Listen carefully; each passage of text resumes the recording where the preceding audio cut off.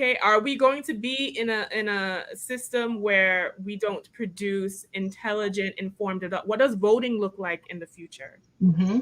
If you can't read and you lack comprehension, how are you going to make sense of who you pick to run the future of your country?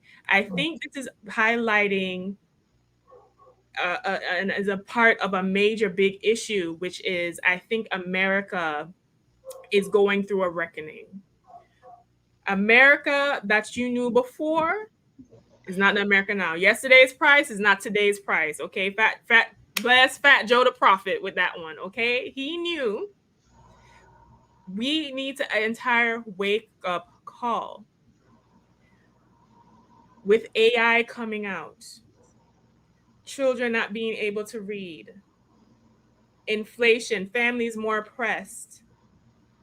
Okay, companies every day are looking ways to cut costs. So I'm a CPA. I know the first thing that gets cut when a company is going through something are the workforce, because salaries and overhead are the biggest expenses.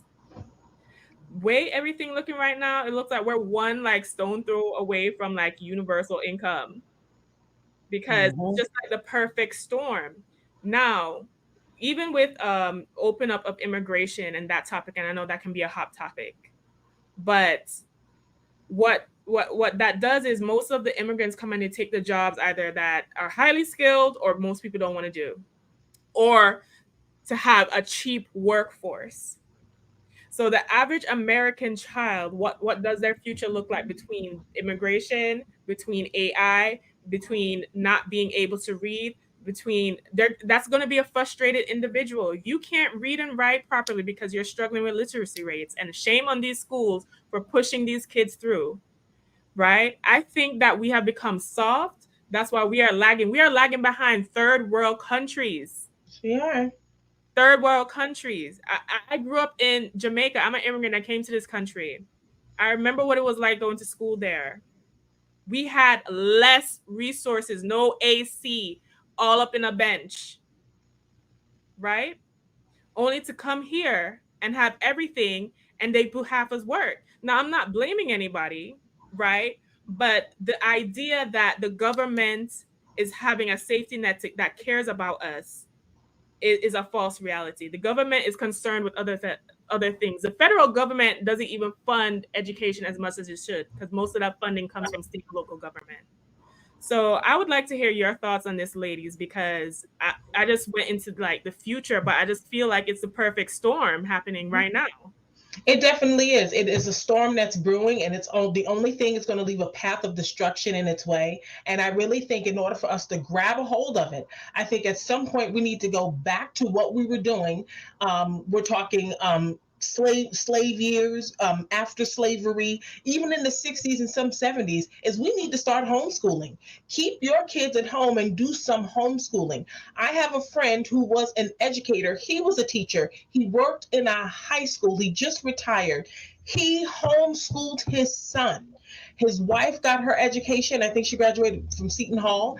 And they decided there would be a one income home. And she was an at home mom. And their son was homeschooled. This young man has just graduated college and has his own business, just bought a house, and just decided he was going to get a car. We need to start taking control. We cannot rely on our governments to do anything. If we can't rely on our governments to give supplement in food stamps or help with other resources such as childcare, how can we expect them to help us with education, which would actually create resources and wealth for us? Why would they do that? No, it goes back to what you said. They want to control.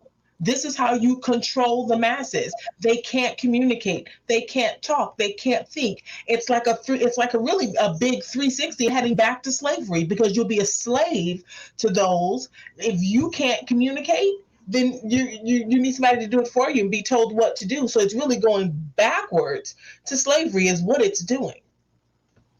Well, I'm going to take it one step further. I'm sorry, I don't think the storm is brewing, y'all. We are in the tsunami. We're already in it. But the way of the world right now, and I know I'm going to put my toe a little bit in politics because it is tied into this. the GOP has been silently playing chess while we've been playing checkers. And Yeah. they're putting things into place to keep our communities the way that they want, not just our communities, and all communities that they don't feel serve them. Just simply look at the plan that they're planning for us in Project 2025. Education is included in that. You're either in it or you're out. They're making it a bigger deal to be the have and the have not. There is no middle anymore. The storm is not brewing, y'all. We in it. So it is up to us to calm the eye of the storm and take control of our communities. Let's not forget, we know how to do this.